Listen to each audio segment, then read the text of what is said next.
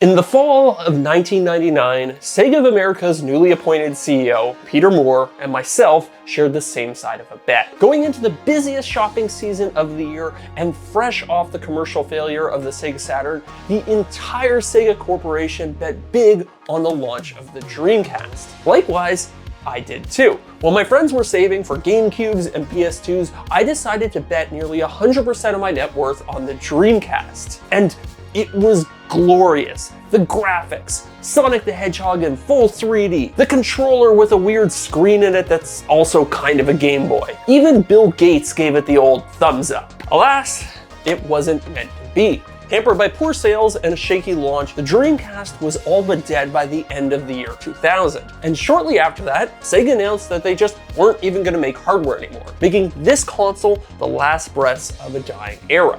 Which is a shame, because this is actually a great system with some really cool games on it. The problem is, it's starting to show its age, and it's getting harder to enjoy. So today, we are going to take this Sega Dreamcast and modernize it for 2024.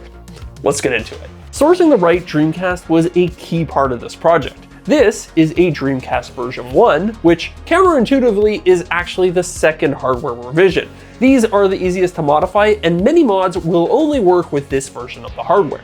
Once I had the system disassembled, I started stripping away all the parts that we aren't going to need anymore, like the fan, the PSU, and yes, even the disk drive. But don't worry, I've got some really fun stuff to replace them with. The only thing that we're going to be removing permanently is the network adapter, since realistically, I know that I won't be playing this thing online. However, it is still possible to play the Dreamcast online in 2024, which is kind of cool. At its heart, the Dreamcast is actually a remarkably small console, which I plan on taking advantage of later, but first, I still had some work to do. Removing the integrated RF shield and heat spreader presented our first opportunity to upgrade the system. I removed the original dried out thermal pads, thoroughly cleaned the motherboard with isopropyl alcohol, and then took a second to admire the hardware that had generated so many childhood memories. Then I cut some high performance replacement thermal pads. These will keep the chips cooler and ensure that they live a nice long life. But that wasn't enough for me. So next, it was time to replace the stock fan with a higher performance fan from Noctua. It's bigger, so it'll move more air while simultaneously generating less noise. It's your classic win-win scenario.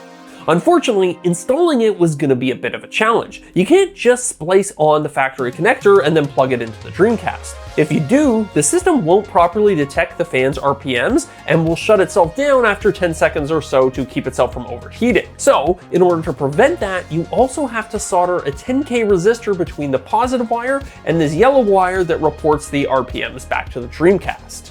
So, now that we've got the fan upgraded, our next mod is also going to dovetail into this theme of making the system run cooler, but it's also going to make the Dreamcast more convenient to use. This is the stock PSU from the Dreamcast, and as you can see, it's quite large, it's prone to failing with age, and it also dumps a ton of heat inside the Dreamcast as it converts AC to DC power. It's also not really compatible with some of the other mods that we're going to be doing later, so yeah, we're gonna say goodbye to that guy, and now let me show you what we are gonna be replacing it with. This is the Dream PSU, and it outsources the conversion of AC power to a wall adapter. Basically, you give it 12 volts of DC power via barrel plug, and it handles the rest from there. But I thought that I could make it even better. The first thing I did was hardwire the Dreamcast power switch directly to it. In a normal Dreamcast, there's plenty of room for that big connector, but I'm not making a normal Dreamcast. Next, I replaced the original barrel plug with a USB power delivery trigger board. I configured it to deliver 12 volts of power by bridging these two contacts, and now I can power my Dreamcast with all the USB power delivery adapters that I already have scattered around the house. The only catch is that not every adapter will supply 12 volts because, well, frankly, the power delivery spec is a complete mess. So what I'm gonna do is put some links to adapters that I know will down in the video description, along with links to all the other tools and materials I've used throughout this project. Finally, I fixed the design flaw that, at this point, affects every single Dreamcast. This is the CMOS battery. And eventually, like all batteries, it dies. Sega, in their infinite wisdom, decided to solder it permanently to the PCB. This leaves the Dreamcast incapable of remembering any settings once you power it down. So I replaced it with this holder that takes a standard replaceable watch battery. And now my Dreamcast will stop asking me for the date and time every time that I turn it on. All the mods we've done up to this point have been relatively easy to do, but this next one is where we stray into the more advanced side of things. I want to add an HDMI port to this Dreamcast because originally it was limited to just RF, RCA, and VGA outputs. Not only will this make the Dreamcast easier to use with modern displays, such as the one I have behind me here, but it should also provide a serious upgrade in terms of graphics. Installing it is going to be a bit tricky, but luckily I found a tool that makes it a lot easier. Enter my digital microscope. It's capable of over 1,000 times magnification, which is going to be important because in order to add an HDMI port, we need to steal the digital audio and digital video signals from very specific contacts on the motherboards. And those contacts are really small. But don't worry, it's honestly easier than you might think. The first step was lowering in this specially designed ribbon cable and then tacking it in place with a bit of tape. With a lot of flux and some careful soldering, I was able to connect it to those aforementioned contacts. Soldering at this scale isn't so much a matter of robot precise movements as it is constantly working the solder over and over again until you get the results that you're looking for. And being able to clearly see what you're doing and what the solder is doing makes that a lot easier. And also, just use a ton of flux. It'll help the solder flow more easily and stick to your contacts better. Back in the macro world, I made some quick modifications to the RF shielding and routed those stolen video and audio signals back to the brains of the operation. This is the DC Digital, and its job is to reconfigure those signals so that they can be output via HDMI. This is all done without introducing any additional latency or losing any quality. And as we will explore later, it can also introduce a whole suite of graphical upgrades. So at this point, I could just take all of these parts and cram them back inside of the original case and, I don't know, call it a life. But what would be the fun in that? Instead, I think I would like to redesign the case from the ground up in order to customize it and slim it down a little bit. Everything we've done so far has been laying the foundation for this part of the project. Because I removed so many components from the Dreamcast, I now had the opportunity to create something that history stole from us, a Dreamcast Slim. I started by carefully measuring the locations of all the mounting points, ports, and over the course of many iterations designed a 3D model for a new case. With my design finalized, I fired up my 3D printer and printed everything in a carbon fiber reinforced PLA. Not only is this plastic quite strong, but it's also very rigid, which will make some of the later steps a lot easier. Because there's a big problem with 3D printed parts, which we're gonna fix over in the shop. But first, let me tell you about the sponsor of today's video, DraftKings. With over 300 real money games, it's easy to see why DraftKings is America's #1 online casino. If you're over 21 and looking for an easy way to have some fun without leaving the house, they've got a really exciting deal going on right now. All new customers who sign up using promo code ZachBuilds and make a minimum deposit of at least $5 will get an instant deposit match of up to $100 in casino credits. With over 175 games to choose from, including all the classics and some DraftKings exclusives, there's something there for everybody. And if DraftKings Casino isn't available in your state, you can always check out the DraftKings Daily Fantasy app, where you have a shot at winning cash prizes all season long. Most importantly, DraftKings is safe, secure, and reliable. New customers head to DraftKings Casino app right now, sign up using the promo code ZachBuilds, make a deposit of at least $5, and DraftKings will instantly match that deposit dollar for dollar up to $100 in casino credits. And if you or anyone you know is suffering from a gambling problem, you should know that help is only a phone call away.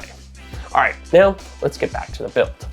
You know how you can almost always tell if something has been 3D printed? Well, what if I told you that there's a way that you can fix that? because the way 3D printers work, where they're just laying down layer after layer of plastic, you end up with a number of different visual artifacts. The most obvious one is horizontal lines, but then you also have cross-hatching in areas of sparse infill, and another of other small things that just let you know at a glance that, yeah, this is a 3D printed part. You can tell because of the way it is. So the next thing I want to do in this project is some post-processing that is going to turn a part like this into something that looks like it may as well have come out of an injection mold. The first step in our post-processing journey is everybody's favorite activity, sanding. But sanding plastic is not like sanding wood. First, I'd avoid using any power sanders. They can generate a lot of heat, and it's surprisingly easy to melt your plastic. Ask me how I know. I'd also invest in some soft sanding sponges so that you can match the contours of your 3D prints. And then finally, unlike wood, you really only need to give your parts a very rough sanding with at most 120 grit sandpaper. You're just trying to knock down the high points and smooth out any large imperfections. Because in the next step, I'm going to borrow a product from the automotive world. This is 2-in-1 filler primer. It's essentially a very thick sandable primer that you can spray on to fill in all the micro valleys on the surface of your 3D print. I applied 3 or 4 light coats to build up a good solid base and then gave the whole thing another thorough sanding. Then it's just rinse and repeat until you get your desired results. So after a lot of sanding and a lot of coats, we finally have a nice smooth Dreamcast case. So now we are ready to put the final layer on it. And here's where the project went a bit off the rails for me. I ended up trying several different finishes. I started with copper, then I tried gloss black, which turned out to be a fingerprint and scratch magnet, and eventually what I settled on was matte black because it reminded me of the limited edition Sega Sports Dreamcasts. I sprayed on 3 coats and sanded between each one with a very fine grit sandpaper, and I think the final results look awesome. So, no doubt some of you have noticed that there are some pretty large gaps in my 3D printed parts, and that's because I wanted to leave some space for some accent panels. You guys know me, I cannot resist adding some wood to these retro game consoles, so I have my shapes loaded up here on the computer, and we are going to cut them on the CNC while we wait for that paint to dry. Here, I was making 3 main components. The first is a top cover that will serve as the face of the console, and we're going to do a little bit more work on it in a second, but first I had to cut 2 grills that will serve as the exhaust and intake vents. All 3 of these I cut with a normal straight edge bit. However, in order to do the next step, I had to switch to my V-carve bit because that bit allows me to carve at a much higher resolution. Using its tapered sides, I was able to capture all the fine detail in that iconic Dreamcast logo. After a bit of sanding, I applied an oil rub finish to both seal the wood and to bring out its natural color. And here's a pro tip. If you don't want your wood to warp or cup on you, it's always a good idea to apply your finish to both sides of the wood at the same time. Now, that might sound funny considering I'm about to sand off this finish and do it all over again, but trust me, it's all part of the plan.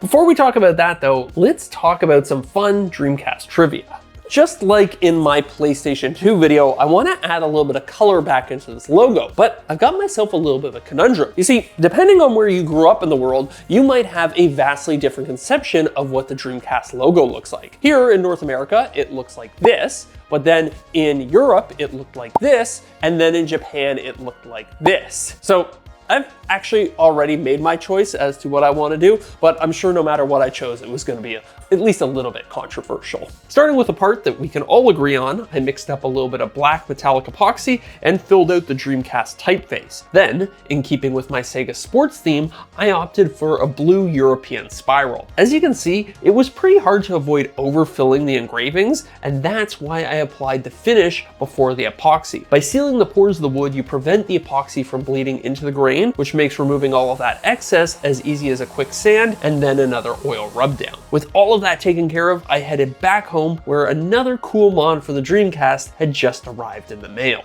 So you remember earlier how I removed this disk drive and then said we wouldn't be needing it anymore? Well, that is because we are going to be replacing it with this, a GDMUU. And essentially what this does is replace your entire GD-ROM drive with an SD card. And I can get my entire game collection onto a single SD card. So we'll just plug this right in here, and then this plugs into the same port that the GD-ROM drive used to plug into. In addition to adding convenience, it also makes load times quicker, decreases power usage, forces games to run in a progressive scan mode, and gives you a cool little launcher screen, which I will show you very shortly. Now that we've got that cleared up, let's install everything into our brand new case.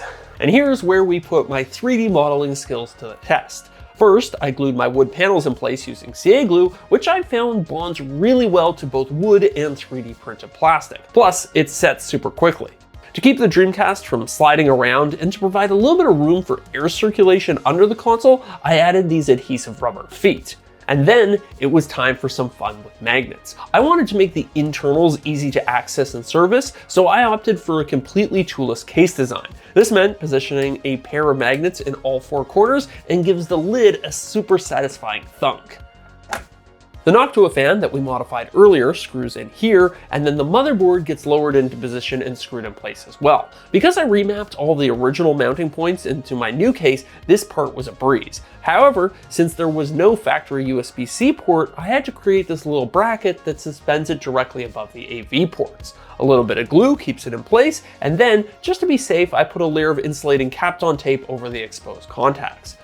The daughter board for the controller ports goes here, the power switch goes here, and the Wi-Fi antenna goes here. And then, in order to keep the GDMUU from sagging, I designed this little support stage and screwed it in place. The last piece of the puzzle was the power switch extender, which slots into position and then pokes out through the top of the lid. With the machine all buttoned up, before we boot it up and start testing it out, I have one last thing that I want to add to this project. Just like with my Nintendo 64 and my PS2, I want to give this console a wireless controller so that I don't have to deal with cords all the time. But there's a problem. See, there's a lot of adapters out there that will let you use a Bluetooth controller with a Dreamcast, but then you lose support for the all-important VMU. So I actually had to go on a pre-order list for this, but I managed to get my hands on a Striker DC, which is made by the same company as the Brawler 64. This promises to be the ultimate wireless Dreamcast controller. So let's crack it open and see if it lives up to the hype.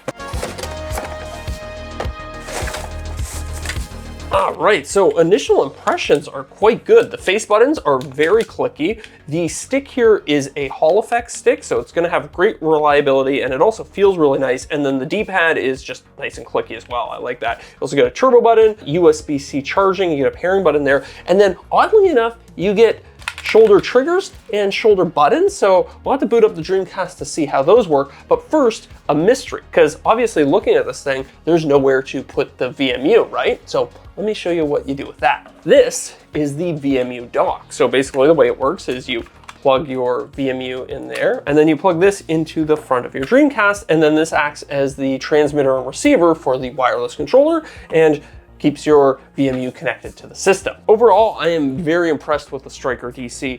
The only downside to it is that it doesn't come in a black color to match my console, but you know, maybe Retro Fighters can take care of that in a future revision. All right, let's set this thing up and see how she plays.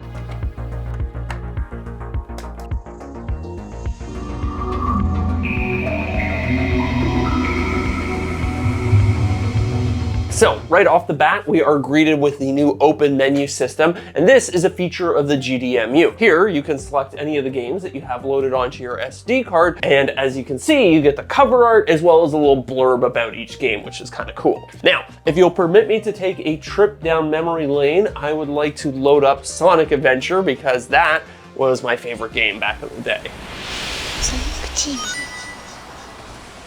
They did such a good job of capturing the sense of speed in this game. Even though I think it's only running at 30 FPS, it feels fast and fluid. Oh, look at that lens flare. That would have been very impressive back in 1999. Oh yeah, here it is. I remember thinking that this scene was photorealistic in the day. I was like, there's no way the graphics are ever going to get better than this in this moment, which is laughable in retrospect, but that's how I legitimately felt at the time. So right away, you can see that the graphics are incredibly sharp, and that's thanks to the DC DC Digital. If you remember the Retro Gem from my PS2 video, this chip is nearly identical in terms of functionality. In the menus here, we can scale the resolution all the way from 480p right up to 1440p. Unlike with the PS2, we don't really have much use for the various deinterlacing algorithms, as there's only like a handful of Dreamcast games that don't support progressive output. You can also play around with the aspect ratios, magnification, add fake scan lines, and a whole slew of other features. But I want to show you one of my favorite features, the ability to inject HDR into your image. By toggling this switch right here, we now get brighter brights, deeper blacks, and more vivid colors, assuming that is that your display supports HDR. Now, anytime you take a fairly low resolution image and upscale it this much, you're bound to end up with some pretty bad aliasing. Thankfully, the DC Digital has a built-in smoothing layer on it, which kind of acts like a layer of anti-aliasing. And to my eye, it actually looks quite a bit more aggressive than what I was getting on the PS2. Putting all of that together, let's compare what the original RCA output looked like, and I think you can see the differences are pretty night and day. This is a serious upgrade to the graphical power of the Dreamcast. And I was gonna leave it there, but then I thought, hey, wait a minute. They make cheap Dreamcast HDMI cables that are supposed to do a lot of the same stuff, but for a fraction of the price. So is the DC Digital worth the complex installation and the higher price tag? Well, let's compare them and find out. Okay, so yeah. The first thing I'm noticing is that this image isn't nearly as sharp, and also there's a lot more aliasing artifact. And that's because now you're relying on your TV to do the upscaling, and TVs have to be optimized for a wide variety of different content types, whereas the DC Digital uses algorithms that are specifically designed for gaming. The colors also aren't nearly as nice because you're losing your HDR support as well as that smoothing layer, plus you're losing all the granular control over things like aspect ratio that you get with the DC Digital. For me, I think the DC Digital is worth it, but if you're on a tighter budget, one of these cheap HDMI cables will definitely still get the job done. Thermally, the system seems to be running nice and cool with its new cooling system, except for this one chip on the PSU, so I added this little copper heatsink to it, and that seemed to drop the temperature into a more comfortable range. And this controller, man, I really like this controller, maybe even more than the original one. The rumble functionality on it's great, feels good in the hand. And the only real downside to using it is now the screen on the VMU is way over here next to the console, so you can't really see it unless you're sitting right next to the Dreamcast. Oh, and it turns out that the trigger buttons and the shoulder buttons do the exact same thing, so it's just whichever you prefer to use. I also crunched the numbers, and my new Dreamcast is approximately 30% smaller than the original. So yeah, that is my Dreamcast Pro, or Dreamcast Slim, or whatever you want to call it. And I am very happy with how it turned out. But let's talk about how I could have done it even better in the post-mortem analysis. Now, I'm not normally an RGB guy, but I do think some interior lighting inside the case would have looked really cool, especially if it illuminated the logo on the top of the Dreamcast. And the cool thing is, there is actually an extra 12 volt and 5 volt header on the PSU, so doing it would be a relatively simple job. The VMU is also ripe for modding. They make replacement screens, rechargeable batteries, and a few other cosmetic mods that can make these things look really cool. And then finally, this one is actually more of a process change, but I think in the future, instead of doing all of that sanding and painting and filling, I might just take my design files and send them away to be professionally 3D printed, or hell, even milled out of a solid block of aluminum. By the time you account for all the time it took and all the supplies, honestly, I think that might end up being a cheaper option. All right, that's it for me. Let me know down in the comments if you'd like to see me modernize any other consoles, and I will see you guys in the next video. Peace.